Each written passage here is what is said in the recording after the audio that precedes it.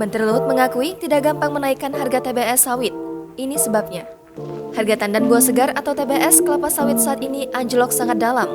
Pada beberapa daerah, harga di tingkat petani hanya Rp300 per kilogram. Petani kelapa sawit mengharapkan solusi secepatnya dari pemerintah agar harga sawit kembali naik. Sayangnya, Menteri Koordinator Bidang Kemaritiman dan Investasi Luhut Binsar Panjaitan belum bisa memastikan kapan harga TBS naik. Ia mengakui harga tandan buah segar atau TBS masih berada dalam tekanan. Menurut Luhut, dilansir dari kontan.co.id, salah satu penyebabnya karena Ukraina kembali membuka ekspor minyak nabati dari biji bunga matahari. Minyak biji bunga matahari, Ukraina yang sudah lama tidak diekspor tiba-tiba dibuka, tambah lagi dengan kebijakan pemerintah Ukraina menurunkan pajak sehingga berpengaruh ke komoditas lain. Luhut mengatakan kondisi ini telah disampaikan kepada petani yang tergabung dalam Asosiasi Petani Kelapa Sawit Indonesia atau APKASindo. Sebelumnya, Menteri Perdagangan Zulkifli Hasan mengatakan pihaknya akan memberikan relaksasi kuota ekspor. Hal ini untuk mengatasi penurunan harga tandan buah segar atau TBS kelapa sawit di dalam negeri.